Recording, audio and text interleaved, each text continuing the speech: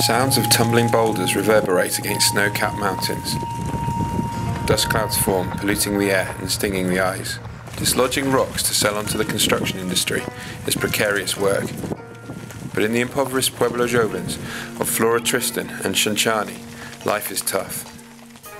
These bare shanty towns emerged in 2003 when people living in small coastal communities came to seek out a better life in the city. Thousands have now settled here. Unpainted breeze-block walls and corrugated tin roofs flank the desolate gravel streets. But amidst the bleak grey landscape, a little building is bringing a splash of colour and hope to the lives of the youngsters that live here. Hello, my name is Daniel Carrillo Cruz. Welcome, Floran Tristan.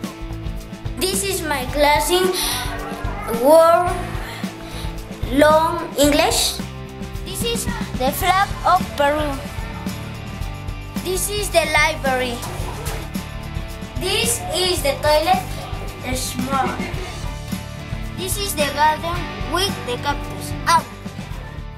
And this is Canto. Floran Tristan School has been providing children in the area with a safe environment to learn English since it was built thanks to donations at the end of 2007. Between 30 and 40 boys and girls attend classes here every weekday. It's 3:15 on Friday, and although the school doesn't open for another 15 minutes, already a gaggle of chattering, smiling faces are poking through the front gate. The volunteer teachers are holding one of the twice-weekly meetings to discuss issues relating to school life and to allocate specific responsibilities for the following week. Finally, it's time for lessons to begin. Teacher Fanny from France is looking after the youngest kids, students aged between 2 and 5. Even at this tender age, they are still able to pick up some basic things in English. The walls are covered with words from that strange language. In the touristic city of Arequipa, being able to speak English is a valuable skill. What's this?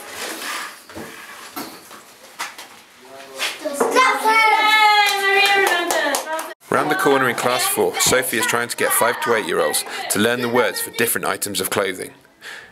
What are socks? Very good. Kevin from the United States is working with 8 to 12-year-olds. A few blocks away, Chris, also from the US, is running a lesson with a small group of young adults. After an hour, it's time for the children to let off some steam, and they skip down to the purpose-built playground 5 minutes walk away for cancha, or playtime. For the first 30 minutes, they have to participate in an organised activity. Today, they are joining in Chase the Goose and British Bulldog. In the second half an hour, they can enjoy free playtime. They dash about in ripped, filthy footwear, their families too poor to afford new shoes. Thankfully, a generous donation of 50 pairs of trainers from volunteer Chris Condas means that for a while at least, they will have decent shoes to play in. Meanwhile, 2 students are benefiting from the latest addition to the school, 2 computers. Pupils who have shown good attendance in class are rewarded with the opportunity to play English language learning games. In Class 2, volunteer coordinator Lee is giving student Ronnie some extra tuition to help improve his maths. Ronnie is one of a handful of kids being put forward for a scholarship scheme that will one day enable a student from this deprived neighbourhood to go to university.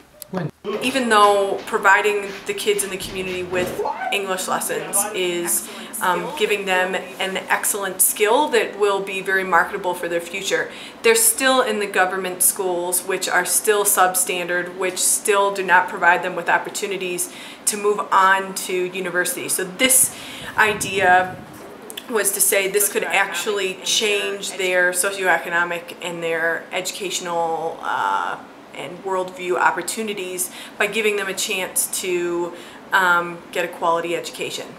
Back on the playground, cancha has just finished and youngsters are dashing back to the main gate for a glass of fresh water. There is a limited supply of water in the community, with houses having to replenish stocks from taps located around the neighbourhood. The school has its own tank, but this is broken, so volunteers have to heave heavy buckets full of water from one of the houses in the area up a steep hill back to school. thirsts quenched, youngsters begin their journeys back to their makeshift homes. The sights of stray dogs and giant potholes in the dirt streets are a reminder of the reality of life here.